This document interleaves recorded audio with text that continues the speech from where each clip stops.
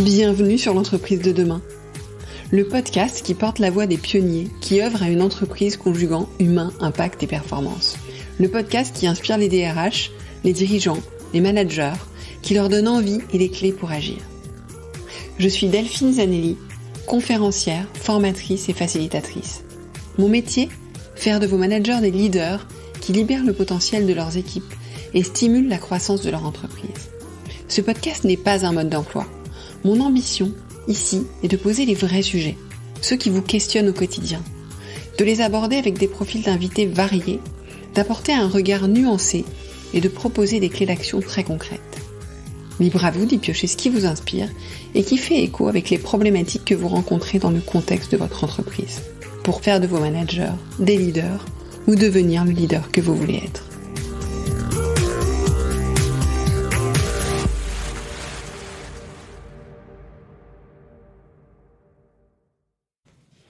Bonjour, bienvenue dans ce nouvel épisode.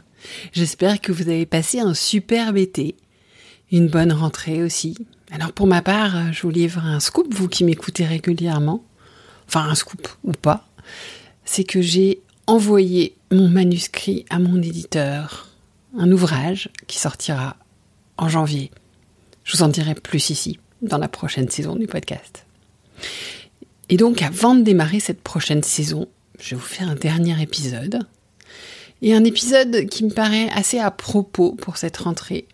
Parce que j'ai eu le plaisir de rencontrer lors de mes conférences Anne Uriot qui travaille sur l'énergie des lieux. Alors ça va vous paraître peut-être un peu bizarre. Personnellement, je suis extrêmement sensible à l'énergie de lieux. Je peux vous dire que je choisis aussi mes vacances par rapport à ça. Ça joue énormément sur moi. Paradoxalement, ça me permet d'être plus focus, voilà, d'être bien aussi, de me sentir à l'aise. Et il y a vraiment des lieux où je le sens pas.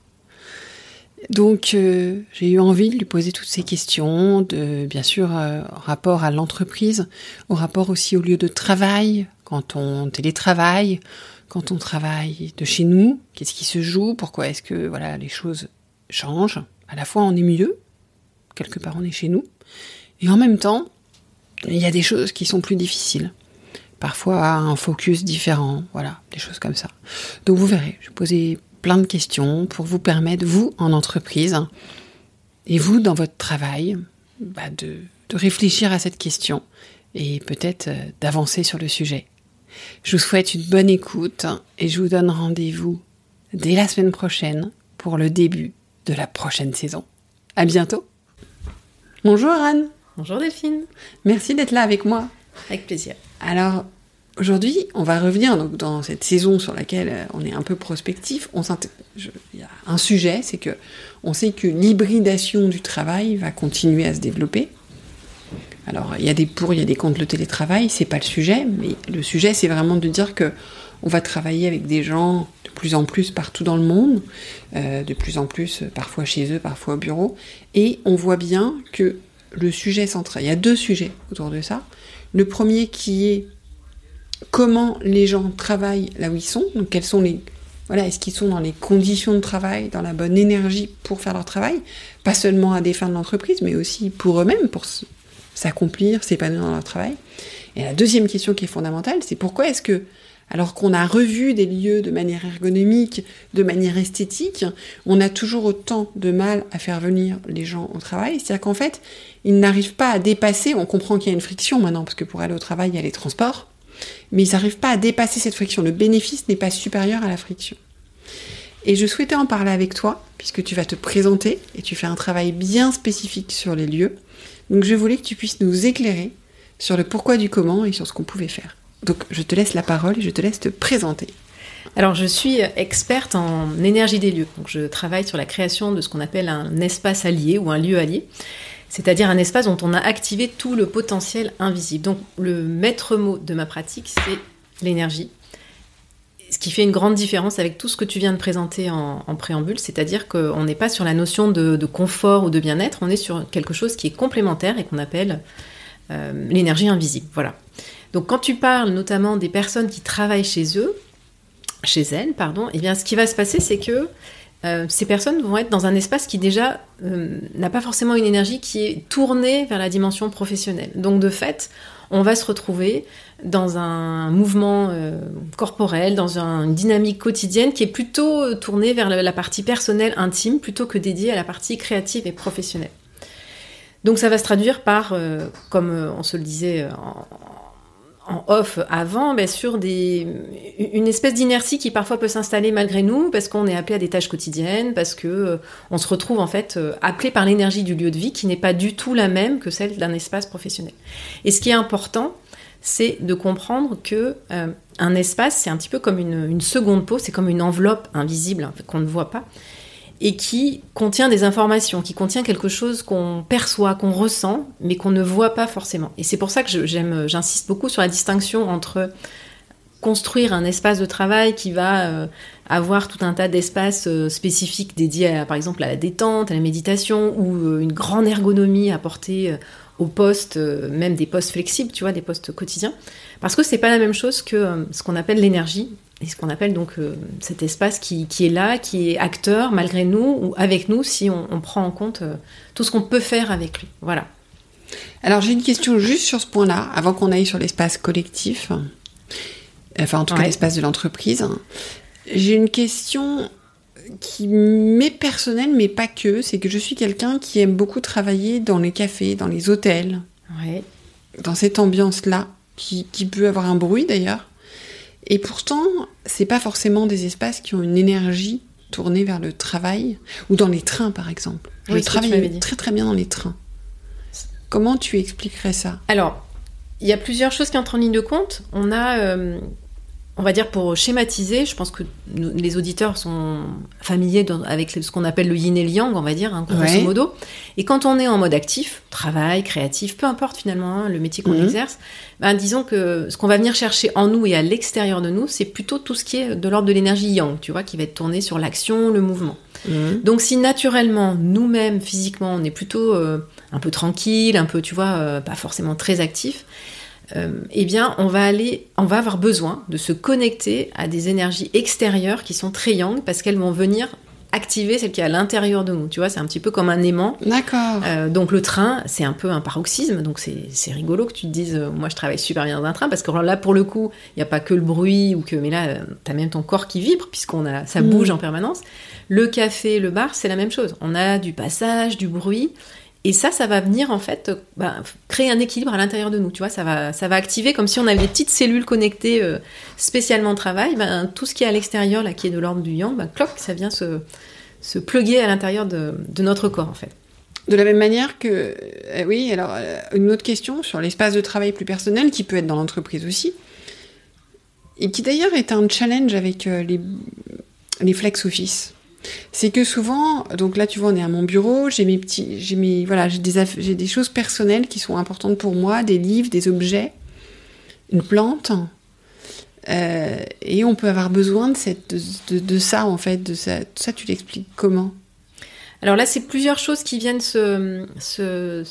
s'associer, j'ai envie de dire, qui vont venir peut-être donner une texture à cette dimension énergétique dont on vient de parler. On pourrait presque parler d'âme du lieu ou d'âme de l'entreprise, c'est-à-dire si on devait qualifier cette espèce d'énergie invisible, moi j'aime bien parfois dire que je suis l'ostéopathe de l'entreprise, tu vois, pour me dissocier justement du coach en image ou de l'accompagnant en ergonomie ou en bien-être ou en décoration intérieure. Moi, je vais agir sur quelque chose qu'on ne voit pas, mais dont on a besoin pour vivre chaque jour. Donc, évidemment, quand on a un espace qui est dédié, comme le tien, c'est-à-dire que tu travailles, tu as un espace à toi, c'est le même, tu vas avoir besoin de te reconnaître et de faire en sorte que cet espace te ressemble quelque part, ou en tout cas vienne se connecter à tes valeurs, à ta façon d'être, à ton fonctionnement. Alors, comment on fait pour quand on est en flex office ? Après, on parlera de pourquoi ils ne reviennent pas au bureau, mais peut-être que ça joue. Comment on fait quand on est au flex office ? Donc, on n'est jamais sur le même bureau. Ouais. Pour recréer ça. Là, c'est pour ça qu'il faut faire preuve d'agilité et que on est obligé aujourd'hui justement de dépasser cette idée de bien-être et de confort simplement, parce que c'est pour ça que c'est connexe quand même avec le sujet de faire revenir les gens en entreprise. C'est-à-dire que il y a quelques semaines, j'étais dans une boîte de web, en fait, création web. Ils viennent d'emménager dans des nouveaux locaux. Tu vois, un petit espace avec terrain de pétanque. Enfin, on est sur le dernier cri de l'ergonomie, des bulles vitrées pour qu'on passe, qu'on reparte. Et ils n'ont jamais eu autant de mal à faire revenir les gens. C'est encore pire qu'avant, en fait. Pourquoi ? Parce que on n'a ni étudié l'énergie invisible de l'espace, voir qu'est-ce qui se passe, comment ça fonctionne, quels sont les flux qui sont à l'œuvre, ni pris en compte le fait que, à force de se soucier uniquement du confort et de l'ergonomie, on est passé à côté de l'identité, de l'âme de la personne, en revenant sur son espace, en fait. Et l'idée, c'est pour moi l'agilité, ça veut dire que il faut que tu puisses, chaque fois que tu viens te connecter sur un bureau le lundi, un autre le mercredi, un autre le vendredi, tu te sentes comme chez toi, mais chez toi au sens de l'entreprise, en fait. C'est-à-dire que tu vas pas dupliquer ton chez-toi maison, non. Mais il faut que tu te sentes dans cet espace du collectif avec son âme, son image, son cœur, en fait. Tu vois, c'est aussi ça qui est derrière. Et plus tu vas sur quelque chose qui est tellement neutre, plus tu passes à côté, en fait, de ce qui fait que la personne, elle a envie de venir. Tu vois, on est vraiment sur cette idée-là. Alors comment on peut faire ça ? Comment est-ce qu'on fait revenir justement les gens au bureau ? Comment est-ce qu'on leur donne envie d'être là plus qu'ailleurs parce qu'il se passe quelque chose de différent ? Moi, ce que je propose de faire dans le métier que j'exerce, c'est justement cette étude sur plan, en fait, qui est tout simplement, concrètement, quelles sont les forces en place, quelles sont les énergies qui sont là. Elles ont des identités, il y a des forces qui sont spécifiques à des endroits. Quand je parlais du yang tout à l'heure, on va avoir des textures même, c'est-à-dire on va avoir des énergies qui sont propices à une équipe de commercial. À un autre endroit, on va être au contraire sur un espace qui est propice à une réunion, tu vois. On va sur des choses qui sont très subtiles. Une fois que tu as travaillé sur cette cartographie, ce défrichage sur plan, à ce moment-là, tu vas travailler en même temps. Pour moi, c'est important d'associer les gens. C'est-à-dire que les mettre dans la boucle de cette créativité de l'espace pour leur dire voilà ce qu'on est en train de faire, voilà comment on va créer cet espace pour vous, même si vous y venez que 2 ou 3 jours par semaine. Mais ici, ça sera chez vous, au sens chez vous, de votre équipe, de votre projet, parce qu'on peut aussi créer des espaces temporaires pour des équipes projets. Et puis leur apprendre aussi, c'est très simple, mais quelques petits mécanismes, quelques petites clés qui font que quand tu viens comme ça temporairement et que tu n'es pas dans le même espace, t'as 2-3 tips qui vont faire que tu te sens quand même chez toi. Tu vois, déjà ne serait-ce que penser à avoir des objets si tu en as besoin. Il y a des gens qui ont besoin de quelque chose avec eux. Ça peut être petit, ça peut être simple, mais que tu l'aies avec toi. Tu vois, ça peut être là, j'étais en train de prendre un petit livre qui s'appelle Is This Love de Franck Baudin, que j'adore. Parce que j'adore ouvrir la page et voir une question. Voilà, ça peut être des choses comme ça peut être autre chose. Et apporter ça. Je crois qu'il faut se réapproprier l'espace avec nos tripes, quelque part. Tu vois, et qu'on parle d'un petit espace pour une PME comme une grande entreprise, il faut prendre cette donnée-là comme quelque chose de très important, quoi. Donc, que l'entreprise le fasse. Alors, tout comme on va chez l'ostéo, qu'on fasse venir l'ostéo dans l'entreprise. Et que l'entreprise permette à chacun aussi de le faire pour justement, quand on est dans ce système de flex office, même si l'entreprise a déjà fait un travail, que soi-même, on puisse recréer aussi son espace dans l'espace. Exactement. Et puis, intégrer, en fait, c'est du bon sens, finalement. Tu vois, on est en 2024. En fait, je connais peu de gens qui n'aient jamais été ou c'est chez un ostéo, ou tu vois, de dirigeants ou de collaborateurs qui aient fait des séances peut-être ou qui pratiquent la sophro. Enfin, tu vois, tous ces outils, en fait. Et c'est comme si on les pratiquait sur nos temps de loisirs, entre guillemets, le soir ou le week-end. Mais dès qu'on passe la porte de l'entreprise, cette partie-là de notre vie, en fait, elle disparaît, quoi. Et en fait, l'énergie du corps humain et du collaborateur, c'est la même. Le corps, en fait, c'est le même le soir et la journée. Donc, en fait, cette prise en compte du corps et de l'espace, c'est ce qui fait cette pratique qui revient à prendre l'espace comme un tout avec les personnes qui en font partie. Et pour ceux qui douteraient ce dont on parle, je parlais d'un exemple à Anne. C'est que j'ai la chance d'aller souvent à l'Open Mind, d'être souvent, de créer des événements là-bas, à Open Mind et Opéra. Donc certains qui nous écoutent sont venus, certains et certaines. Et en fait, à chaque fois que les gens arrivent, systématiquement, ils nous disent « Oh, qu'est-ce qu'on est bien ici !» Donc le lieu est forcément à la fois ergonomique, bien pensé, chouette, etc., mais pas plus que certains autres. Et moi qui fais beaucoup d'événements à différents endroits, j'ai jamais entendu ça. Et autre chose qui m'a beaucoup interpellée, c'est que donc l'Open Mind a été repris par Yann Glever de Ivy et son équipe il y a quelques années, et j'y suis allée juste avant une année ou deux avant. Et j'avais pas adoré cet endroit du tout. Donc, comme tu dis, tu expliques qu'il y a quelque chose dans le lieu, il y a une histoire du lieu, mais il y a aussi d'autres choses qui jouent. Peut-être qu'ils ont changé à la marge des choses, mais que à la marge, ça a complètement changé. En tout cas, voilà. Moi, je suis assez sensible à ça. Et là, encore mardi dernier, lors d'un événement, c'était flagrant, quoi. Alors, ce qui est marrant, c'est que, tu vois, je fais souvent le parallèle entre le corps humain et l'espace, parce qu'en fait, finalement, tu vois, quand on est en train de se parler, toi et moi, on est à 1m50 d'écart, et on a très clairement quelque chose, si on mettait nos mains comme ça, on sent, en fait, qu'il y a quelque chose autour de nous. Et je crois qu'il y a quand même des prérequis, c'est-à-dire qu'il y a des lieux qui ont des prédispositions, pardon. Oui. Plus important. Oui. Voilà.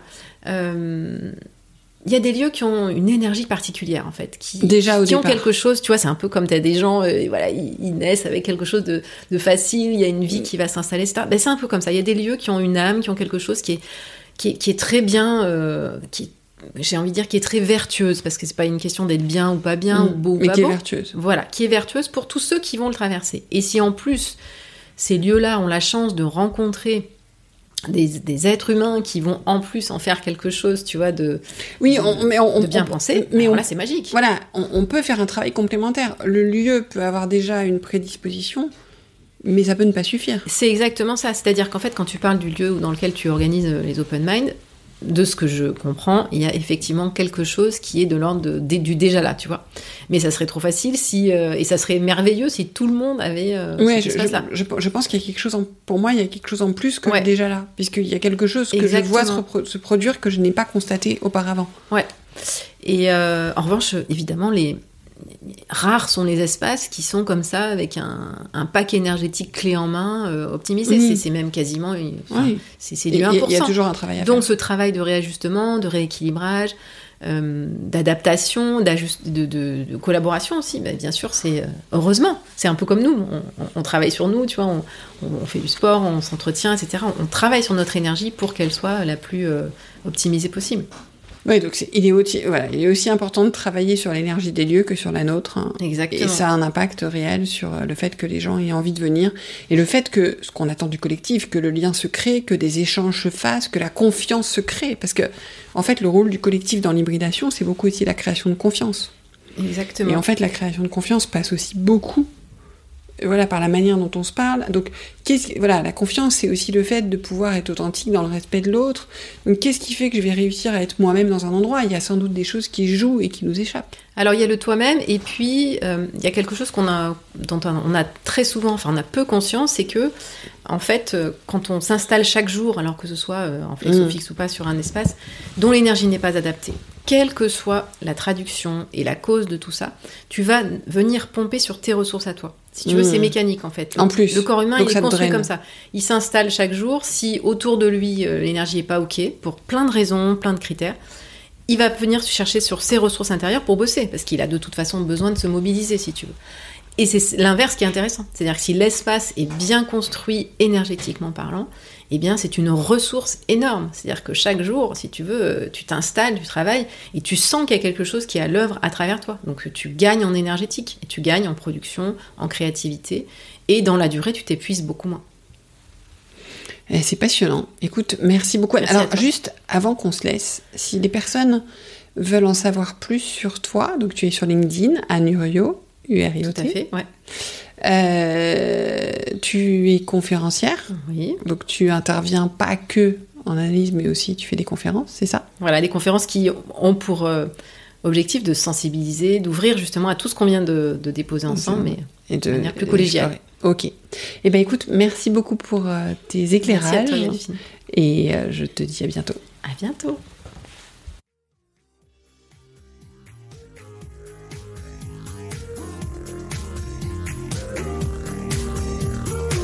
Merci de nous avoir écoutés jusqu'au bout. C'est sans doute que l'épisode vous a plu. Merci alors de le partager à 2 personnes autour de vous et de mettre une note et un commentaire sur Apple Podcasts ou Spotify. C'est ce qui nous fait ressortir dans les classements, permet au podcast de grandir, de profiter au plus grand monde, et puis ça m'encourage aussi. Et si ce n'est pas encore fait, abonnez-vous à la page L'entreprise de demain de LinkedIn pour ne rien manquer de l'actualité du podcast. Et à la newsletter, devenez le leader que vous voulez être, pour ne rien manquer des contenus exclusifs que je vous propose. Et puis, si vous avez besoin d'accompagnement dans le développement de votre leadership ou de celui de vos managers, ou si vous cherchez la prochaine conférence qui inspirera vos managers, écrivez-moi, j'interviendrai avec plaisir. Je prends toujours grand soin de mes auditeurs et auditrices. J'adore travailler avec vous. Merci encore pour votre écoute et à la semaine prochaine.